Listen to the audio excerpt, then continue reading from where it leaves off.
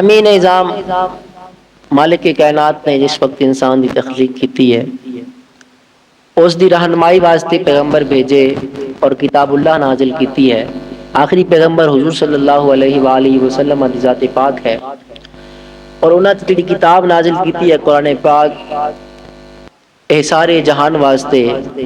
ہدایت دا سرچشمہ بن کے آئی ہے۔ جیڑا شخص بھی اللہ رب العزت دی پاک بارگاہ پاک ذات دے اتے ایمان لے کے آندا ہے، اس دی وحدانیت دا اقرار کردا ہے، اس نو یکتا تصور کردا ہے، یکتا مندا ہے۔ جس وقت دعوی ایمان کر لیندا ہے، دعوی ایمان دعوی محبت ہی ہے، دعوی ایمان کر لیندا ہے تو مالک کائنات نے اس دی دعوی دے اتے دلیل منگدا ہے۔ دلیل کی ہے؟ شہادت کی ہے، بھئی شہادت کس طرح پیش کرنی ہے؟ تو مالک کائنات نے انسان دی شہادت واسطے، اس دعوی ایمان دی شہادت واسطے عبادات دا ایک نظام قائم کیتا ہے کہ مالک کائنات نے انساناں نو عبادات عطا کیتیاں نے، ذکر و فکر عطا کیتا ہے اور حکم دیتا ہے فَاذْكُرُونِي أَذْكُرْكُمْ وَاشْكُرُوا لِي وَلَا تَكْفُرُونَ، کہ بھائی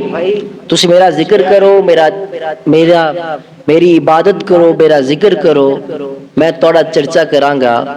میرا شکر ادا کرو، میری ناشکری نہ کرو۔ مالک کائنات نے جا بجا اس کا حکم دیتا ہے۔ پھر مالک کائنات نے فرمایا کہ بھئی کائنات دے اندر غور و فکر کرو کہ بھئی ایک ذکر جسمانی عبادت بھی عطا کیتی ہے، زبان دی عبادت بھی عطا کیتی ہے، ذکر و فکر اور ذہن دی عبادت بھی عطا کیتی ہے۔ پھر فرمایا کہ بھئی فکر سوچا کرو، سوچو بیچار دا ایک درس دیتا ہے کہ بھی تھوڑا سوچنا مالک کائنات دی تخلیقات دے اندر تھوڑا غور و فکر کرنا، اے میری ذات دی عبادت ہے۔ کہ انسان اپنے وجود دے اندر غور و فکر کردا ہے، اپنے وجود نو ویکھدا ہے اور اس دے اندر جو اللہ رب العزت نے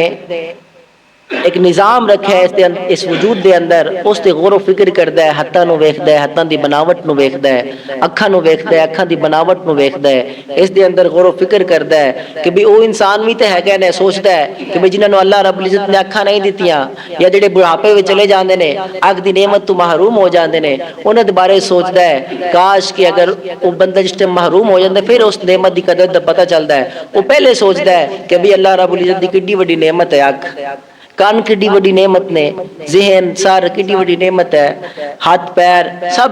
دے بارے سوچدا ہے۔ پھر تاں جا کے اللہ رب العزت دی ذات پاک دا ایک جلوہ انہوں نظر آندا ہے کہ بھائی اے جڑا انسان ہے، جڑی میری تخلیق ہے، جڑا اللہ رب العزت تخلیقات نے جڑا غور و فکر دا حکم دیتا ہے، اس واسطے نہیں دیتا، اس فضول نہیں دیتا، بلکہ اس واسطے دیتا ہے کہ دے اندر غور و فکر کر کے مالک دی پاک بارگاہ وچ پہنچ جاواں۔